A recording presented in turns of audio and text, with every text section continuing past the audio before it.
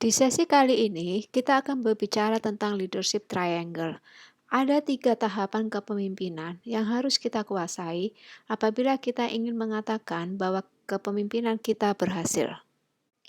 Dikatakan bahwa seseorang yang menjabat posisi tertentu belum tentu seorang pemimpin sejati. Kepemimpinan tidak selalu sama dengan kepemilikan jabatan formal. Kita mungkin adalah seorang direktur, CEO, bahkan presiden sekalipun, namun bukan berarti kita adalah seorang pemimpin yang sejati. Jika definisi kita tentang kepemimpinan salah, semua upaya kita untuk menjadi pemimpin pun salah. Ada 3 tahap kepemimpinan yang harus kita kuasai. Yang pertama adalah personal mastery, yang kedua interpersonal mastery, yang ketiga leadership mastery. Kita akan melihat masing-masing dari 3 tahapan ini lebih lanjut. Kita akan mempelajari tentang leadership triangle atau success triangle dari teori yang dikemukakan oleh Eloy Saluko. Seperti yang kita lihat di gambar ini, ada 3 tahapan di dalam kepemimpinan. Yang pertama adalah personal mastery.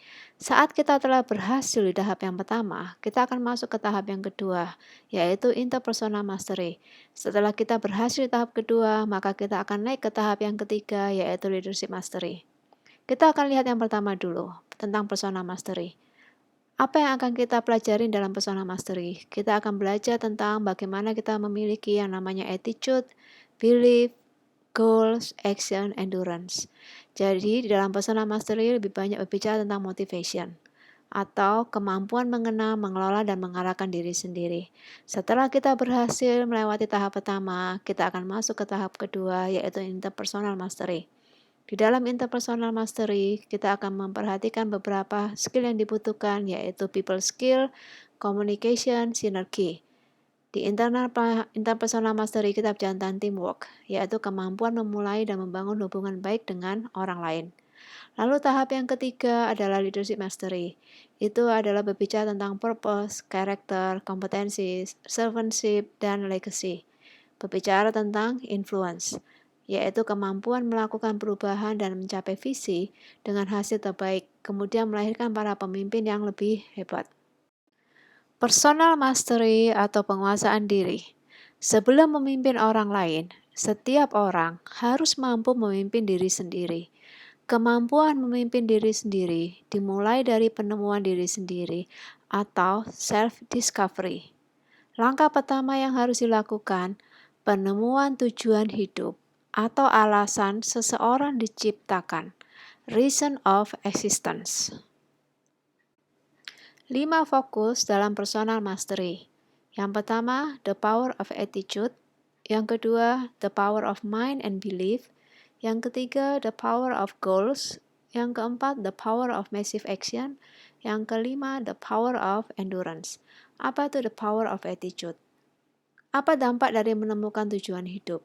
Sikap seseorang pasti berubah pada saat dia menemukan tujuan hidup dalam memandang dirinya sendiri, orang lain, dan dunia. Sikap adalah respon terhadap suatu kejadian atau keadaan. Respon dapat dipilih antara mengambil tanggung jawab 100% atas kebahagiaan dan kesuksesan, serta berhenti menyalahkan orang lain, masa lalu, lingkungan, dan keadaan, atau tidak melakukan apa-apa. Pemimpin yang sejati tak pernah meminta sesuatu diubah untuk dirinya. Dia mengubah sesuatu. Tak menyalahkan orang lain atau mencari kambing hitam atau suatu kesalahan. Berani mengambil tanggung jawab 100%, memikirkan rencana perbaikan dan melakukannya dengan baik. The power of mind and belief. Sikap tidak muncul tiba-tiba. Sikap adalah produk dari pikiran atau sistem keyakinan seseorang. Bagaimanakah sikap dapat diubah? Dengan mengubah pikiran atau belief system, perubahan pikiran dimulai dari perubahan hati. The power of goals. Pikiran yang sudah diprogram ulang hanya dapat berfungsi secara maksimal jika diberi visi dan sasaran yang jelas. Tahapan yang harus dilakukan, pemahaman tujuan hidup, dan pembuatan sasaran jangka pendek, menengah, dan panjang. Visi itu pada mulanya bersifat pribadi, kemudian dibagikan kepada banyak orang, hingga muncul orang-orang yang memiliki visi yang sama. Sedangkan the power of massive action, visi dan sasaran kerja hanya menjadi harapan kosong jika tidak diikuti oleh komitmen untuk melakukan aksi nyata atau kerja keras. Setiap orang harus menentukan berapa tingkat keinginan atau komitmen untuk meraih sasaran yang telah ditetapkan.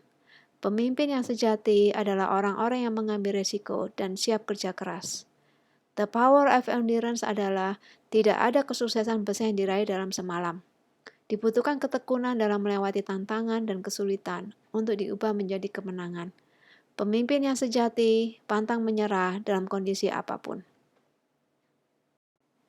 Setelah kita berhasil dengan personal mastery di dalam tahap kepemimpinan, maka kita akan masuk ke dalam tahap kedua, yaitu interpersonal mastery. Di dalam interpersonal mastery, ada 3 hal yang harus kita pahami dan kuasai. Yang pertama adalah power of people skills, yang kedua adalah power of communication, dan yang ketiga adalah power of trust. Power of people skills. Dengan personal mastery, seseorang dapat meraih sukses. Namun kesuksesan besar bagi seorang pemimpin harus didukung dengan keterampilan membangun tim serta bekerja sama dengan orang lain. Dalam hal ini adalah keluarga, tempat kerja, masyarakat luas. Power of communication. Produktivitas kerja dapat terganggu karena komunikasi yang kurang baik.